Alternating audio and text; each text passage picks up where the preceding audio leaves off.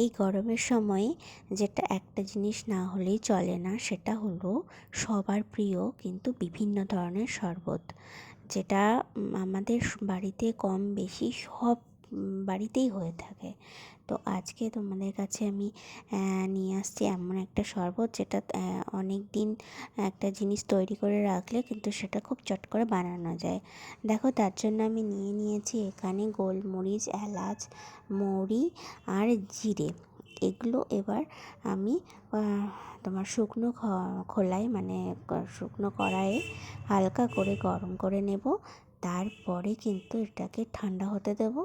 ঠান্ডা করার পরে এবার মিক্সিতে দিয়ে একটা পেস্ট বানিয়ে রাখবো, যেটা অনেকটা করে রাখবো, যাতে যখন পরের বার শরবত বানাবো তো তখন এটা একটু একটু করে ইউজ করতে পারি, বারবার একই কাজ করার দরকার নেই। এইবার আমি কিন্তু চিনিটাকেও তাই করছি। চিনিটাকে এবার মিক্সিতে দিয়ে পুরো ডাস্ট করে নিচ্ছি। দেখো, এই যে এরকম, যাতে যখন আমি করব ফাটাফাট হয়ে যায়। তো এই দুটো আমি করে রাখবো, এটা অনেক দিন চলে যাবে।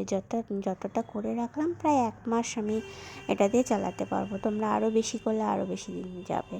তো এই এই দুটো কাজ করে রাখলাম। আর হ্যাঁ, এই মশলাটা কিন্তু গুঁড়ো করে নেওয়ার পরে এটা চালুনিতে ছাকতে হবে, যাতে যেগুলো বেশি গোটা গোটা মানে বেশি দানা, সেগুলো যাতে মুখে না পড়ে, সেগুলো মুখে পড়লে বাজে লাগবে। এইবার আমি শরবত তৈরির প্রসেসটা তোমাদের দেখাচ্ছি। এই দেখো, আমি নিয়ে নিয়েছি একটা লেবু, এটা হচ্ছে পুদিনা পাতা, ভালো করে ধুয়ে নিয়েছি।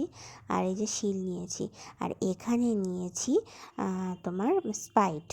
তো এটাতে কিন্তু স্প্রাইট লাগবে। হ্যাঁ, এইবার আমি এই লেবুটাকে কেটে নেব, আর পুদিনা পাতাটাকে ওই শিলটা দিয়ে একটু থেতো করে নিলাম। এইবার হচ্ছে যেই মশলাটা আমি তৈরি করেছিলাম, এটা দিয়ে দিলাম 1/2 চা চামচ মতো। এরপরে দিয়ে দেব পুদিনা পাতা, থেতো করা পুদিনা পাতাটা। তারপরে দিয়ে দেব তোমার লেবুর রস। তোমরা যেমন খেতে পছন্দ করো সেই অনুযায়ী দিয়ে দেবে। আমি দিয়ে দিলাম একটা চাকা লেবুর রস। তারপরে আমি দিয়ে দেবো এবার স্প্রাইটটা। এটা কিন্তু মেইন উপকরণ হচ্ছে স্প্রাইট এই শরবতের। তো তারপরে দিয়ে দেবো এই যে চিনি। তোমরা যে যেমন মিষ্টি খেতে পছন্দ করো তেমন দিয়ে দেবো। আমি দিয়ে দিলাম 1 গ্লাসের জন্য এই 2 চামচ চিনি।